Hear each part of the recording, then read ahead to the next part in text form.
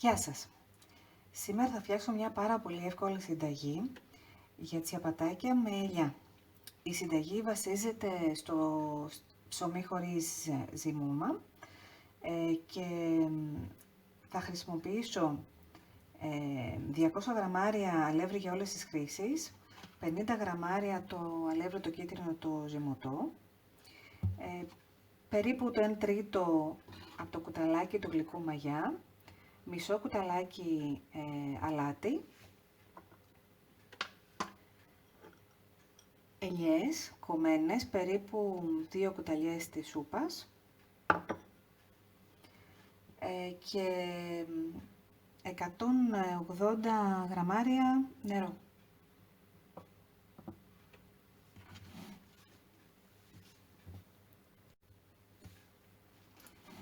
Λοιπόν, τώρα θα ρίξω τη μαγιά, το αλάτι στην ακρούλα, θα ρίξω το νερό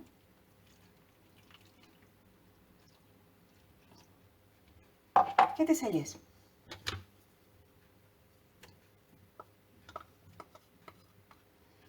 Θα ανακατέψω όλα τα υλικά μαζί, μέχρι να έχουμε μία μαλακιά ζύμη.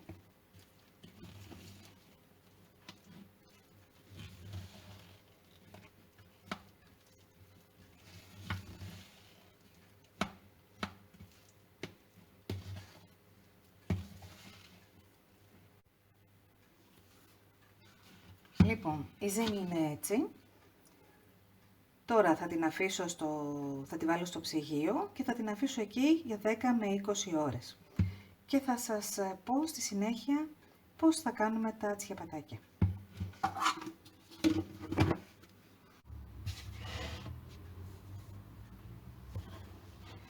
Γεια σας! Έχουν περάσει πάνω από 20 ώρες που έχω τη ζύμη μου στο ψυγείο και η ζύμη έχει γίνει κάπως έτσι. Έχει αρκετή υγρασία γιατί είχαμε βάλει και αρκετό νερό μέσα στη ζύμη, γύρω στο 70% υγρασία.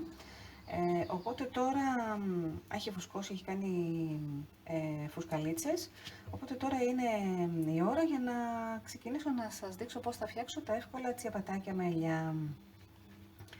Λοιπόν, αρχικά, επειδή όπως είπα η ζύμη είναι αρκετά υγρή, πρέπει να βάλω μπόλικο αλεύρι εδώ στο ξύλο, στον πάγκο, για να μην κολλήσει.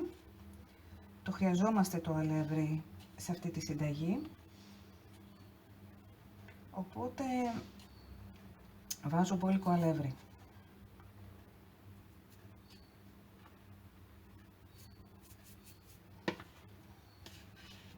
Τώρα σιγά σιγά θα βοηθήσω να βγει έξω από το μπολ.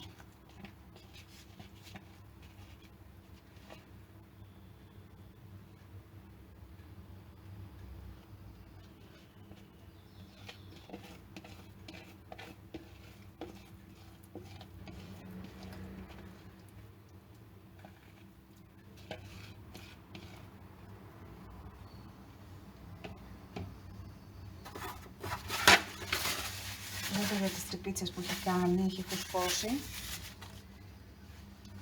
Λοιπόν, και τώρα θα την ανοίξω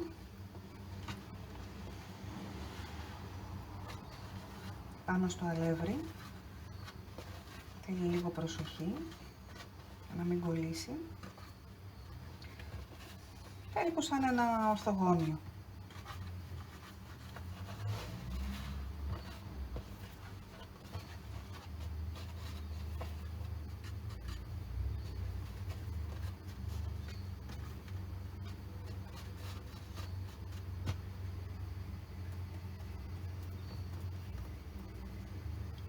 Βάζω πάλι λίγο αλεύρι από πάνω.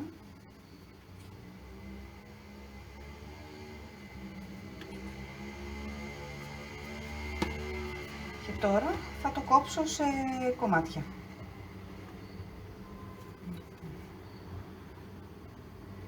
Το κόψω περίπου στα 3.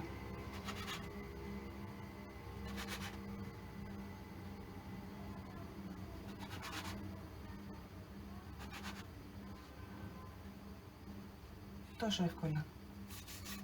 Λοιπόν, αυτό θα το κόψω στα 2 και στα 2.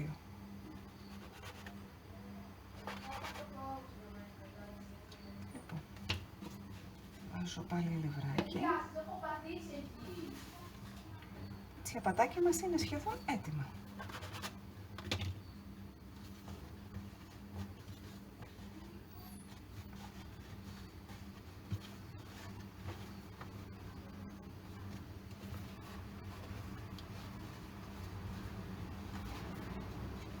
Θα ανοίξω λίγο γιατί πρέπει πάλι λίγο η ζύμη να φουσκώσει, να μην κολλήσει το ένα με το άλλο. Οπότε τα αφήνω λίγο να έχουν κενό. Ό,τι ελίτσα έχει βγει έξω τη βάζουμε μέσα στη ζύμη. Τόσο άλλο θα φουσκώσει και δεν θα φαίνονται.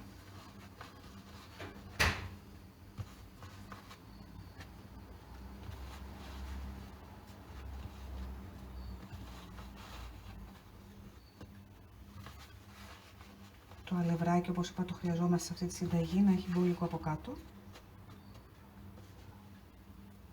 Και τώρα βάζω λίγο ακόμα αλεύρι από πάνω.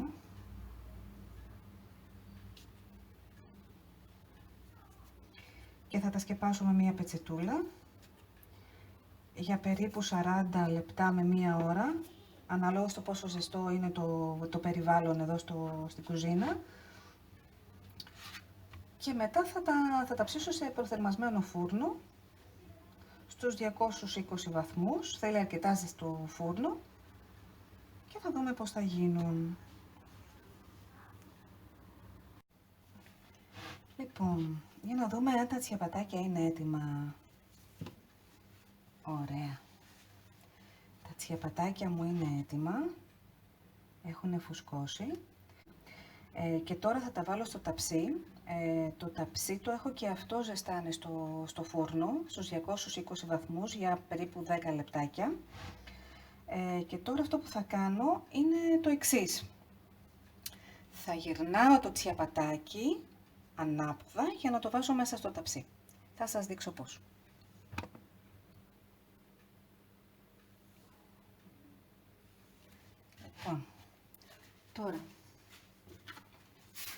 Τώρα θα γυρίσω το τσιαπατάκι και θα το βάλω μέσα στο ζεστό ταψί που έχω στρώσει μια λαδόκολλα βέβαια.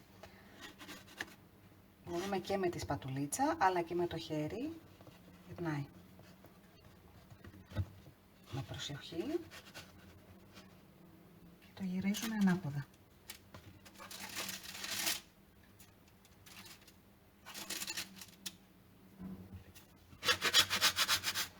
Προσοχή και το γυρίζουμε ανάποδα.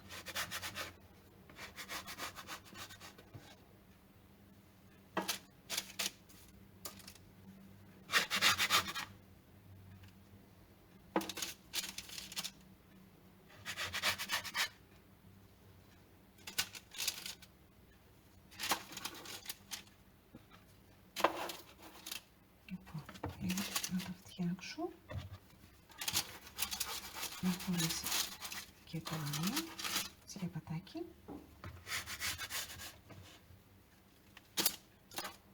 Λοιπόν, και τώρα τα τσιαπατάκια θα τα βάλω στο φούρνο στους 220 βαθμούς. Είναι έτσι. Λοιπόν, μετά από μισή ώρα περίπου, αυτό θα το δείτε αναλόγως στο μέγεθος που έχετε κόψει τα τσιαπατάκια. Θέλει περίπου 20 λεπτά με μισή ώρα ψήσιμο στο φούρνο. Τα τσιαπατάκια μου είναι έτοιμα. Έχουν πάρει πολύ ωραίο χρώμα από πάνω, όπως δεν βλέπετε. Έχουν γίνει πάρα πολύ ωραία. Κρατσανιστά. Και τώρα θα τα αφήσω λίγο να κρυώσουν και μετά να τα κόψω, να δούμε πώς έχουν γίνει και μέσα. Λοιπόν, τα τσιαπατάκια μου κρυώσανε, είναι ελαφροζεστά, αλλά καλύτερα να κόψω ένα να δούμε πώς έχει γίνει. Χρώμα έχουν γίνει πάρα πολύ ωραία όπως βλέπετε, έχουν ψηθεί πολύ ωραία και ας κόψω ένα. Είναι πάρα πολύ ωραία για σάντουιτς, και για τα παιδιά αλλά και για μας, για ένα ελαφρύ γεύμα το βράδυ.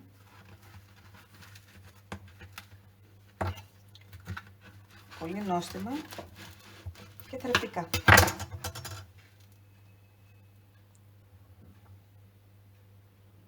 Πάρα πολύ ωραίο. Είναι πολύ μαλακό από μέσα, αφράτο, όπως βλέπετε. Πολύ αφράτο από μέσα και απ' έξω είναι τραγανό. Ελπίζω να σας αρέσει η συνταγή μου και να τη φτιάξετε. Όπως είδατε έχει πολύ μικρό χρόνο προετοιμασίας.